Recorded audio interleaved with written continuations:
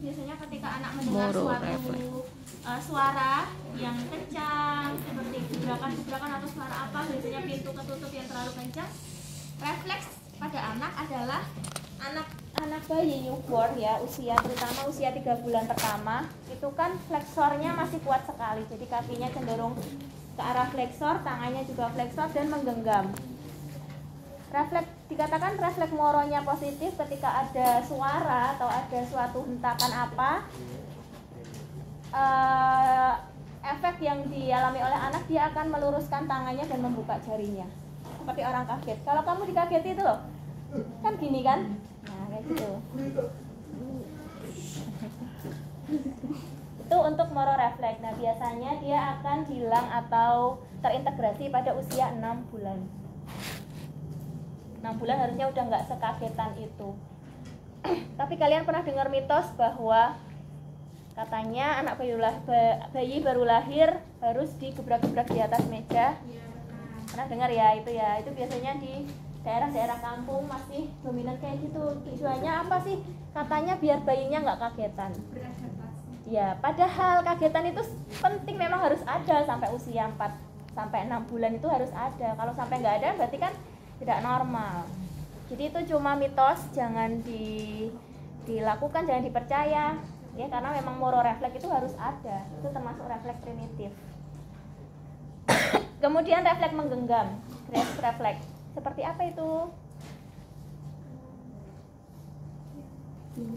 Refleks menggenggam ketika di telapak tangan maupun telapak kakinya kita berikan stimulasi, kita berikan penekanan di area telapaknya, baik telapak tangan maupun telapak kaki.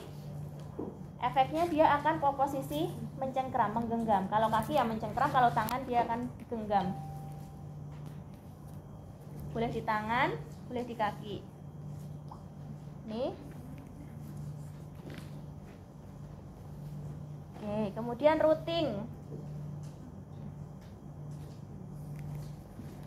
Routing adalah stimulasi pada pipinya. Jadi ketika kita lakukan suatu stimulasi gerakan di area pipi, maka mulutnya akan mencari sumber stimulasi itu. Kita stimulasi di sini, maka dia akan ke arah sini mulutnya. Di sini.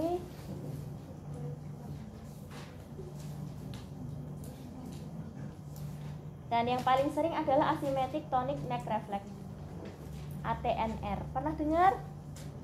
Pernah ya, ATNR, asymmetric tonic neck reflex. Cara periksanya dari kepalanya sini. Ketika kepalanya kita tengokkan ke salah satu sisi, maka sisi yang homolateral tengoknya itu akan ke posisi ekstensi dan yang sebaliknya posisi fleksi. Ketika kita tengokkan ke sini akan seperti ini. Kakinya juga sama dengan tangan. Ke sini ya seperti ini. Itu ATNR. Pada anak-anak CP ternyata ini banyak banget yang masih ada, belum terintegrasi, bahkan sampai di usia 3 tahun, 4 tahun masih dominan. Padahal refleks ini dipergunakan untuk ke arah berguling. Ya. Kita bisa berguling ketika leher bisa terotasi secara maksimal. Leher rotasi maksimal, otomatis nanti shoulder akan mengikuti, pelvic akan mengikuti, sehingga terjadi gerakan tengkurap berguling. Tuh. Apalagi ya? Parasut ya, parasut refleks ini. Parasut refleks itu ketika anak kita angkat seperti ini, kemudian kita turunkan ke sini, maka otomatis tangan akan menapak ke alasnya, ke permukaannya. Namanya parasut refleks. Ketika kita angkat seperti ini, kalau kepala belum kuat boleh kita sanggah di bagian dagunya. Kemudian tangannya otomatis akan menapak ke sini, bawah. Tuh. Satu lagi yang flashing ya, flashing refleks. Flashing refleks adalah ketika kita sentuhkan telapak kaki ke bawah, refleksnya dia akan seperti orang melangkah mau jalan. ketika kita sentuhkan gini, dia akan melangkah stepping gini. Gitu. Ketika kita sentuhkan ke bawah. Paham ya maksudnya? Oke. Itu ya refleks, kita bahas sedikit karena nanti banyak sekali refleksnya. Development DDST juga nanti akan disampaikan oleh Pak Yuli. Kemudian gini, assessment of gait pattern. Gait pattern masih ingat nggak kemarin pola jalan anak CP diplegia seperti apa, hemiplegia seperti apa, posisi ankle-nya equinus, kemudian turutin loh ankle-nya equinus, jamni atau semifleksi, terus endorotasi, pelviknya anterior. Ini untuk hemiplegia nanti seperti ini. Ini kalau jalan scissor gait biasanya kelihatan kalau dua-duanya. Gunting kan ada dua sisi. Scissor gait seperti ini.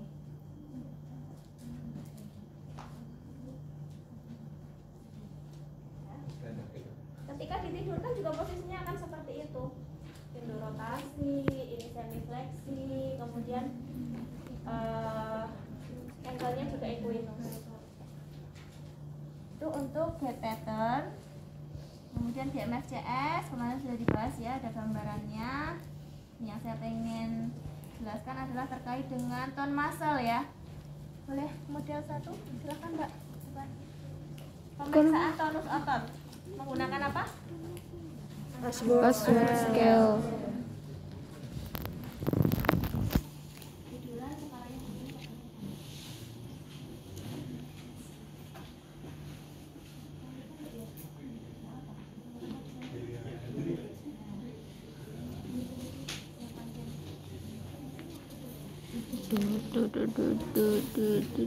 Sisa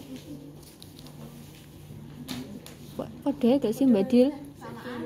Biru.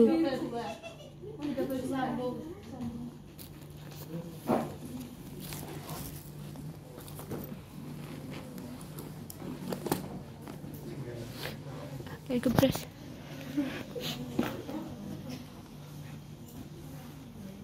Oke, saat kita mau memeriksa spasisitas, tidak perlu kita lakukan per regio secara detail. Maksudnya per regio secara detail dari jari-jari, wrist, elbow.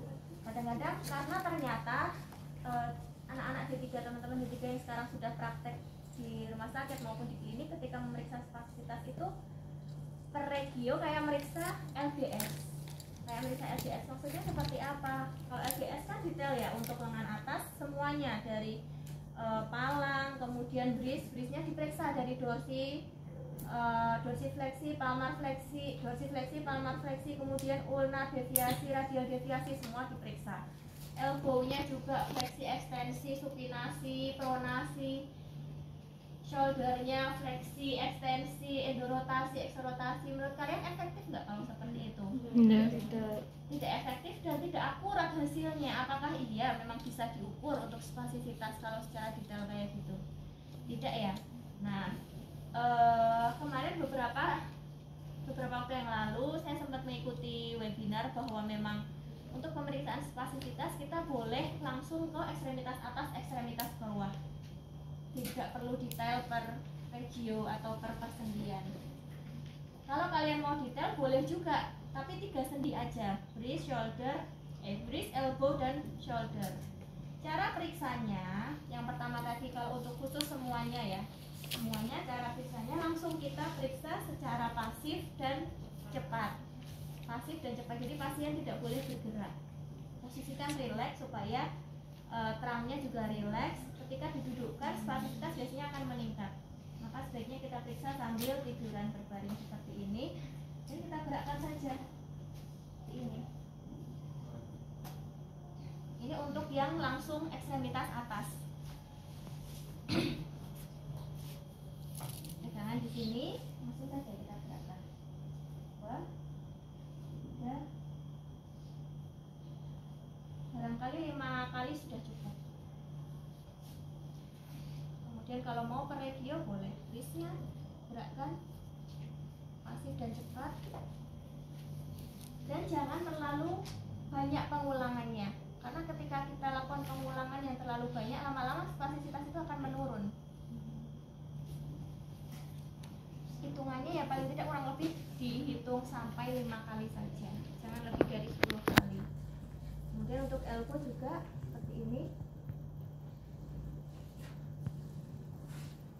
Shoulder.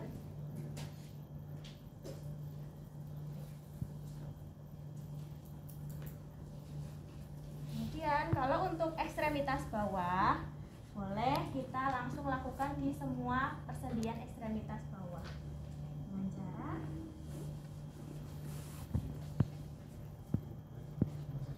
pegangan di equinus, calcaneusnya, kemudian satunya di area lututnya. Gerakan secara cepat.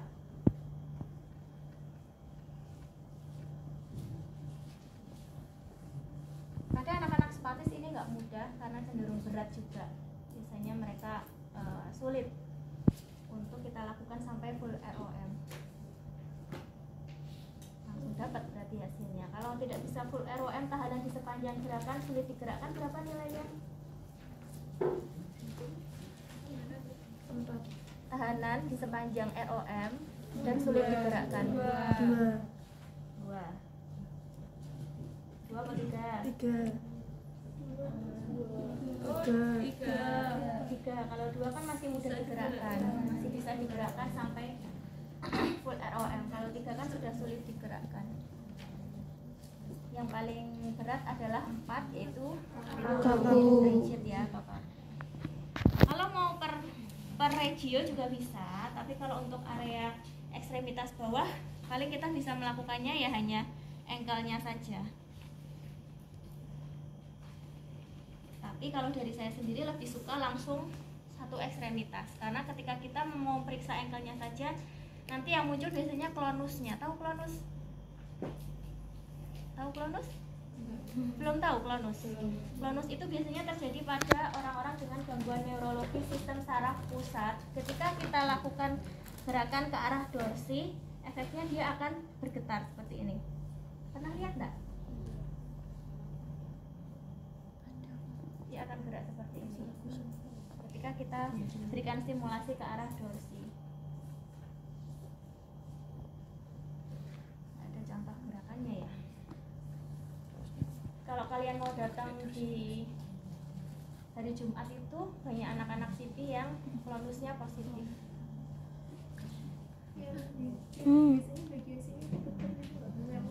Ankle-nya yang getar. Dorsifleksikan terus Bukan dia di sini, bergetar. di ankle-nya. Jadi gerakannya dorsi plantar secara cepat gitu. Stimulasinya kita dorsalkan gini, kemudian langsung muncul itu terus. Maka kita periksanya kalau untuk ekstremitas bawah langsung saja semua regio seperti ini. Oh ya, kemudian fisioterapis itu ketika melakukan suatu intervensi atau suatu pemeriksaan, utamanya yang di bawah, yang bukan di bed, posisikan kalian seperti ini duduknya. Duduk bersimpuh, jadi bukan yang bersila seperti ini. Duduk seperti ini akan memudahkan kita ketika kita akan pindah tempat, ketika kita akan melakukan suatu manuver apa lebih mudah. Nanti kalau kalian belajar obat neurodevelopmental terapi atau obat itu juga sikap duduk pun diperhatikan, harus seperti ini. Jika kita melakukan assessment, handling juga baiknya seperti ini. Dan ketika kita akan meriksa ini juga, gunakanlah kekuatan tubuh kita, jangan tangan. Badan kita yang jadikan kekuatannya untuk menggerakkan. Jadi dekatkan tubuhnya, jangan jauh seperti ini.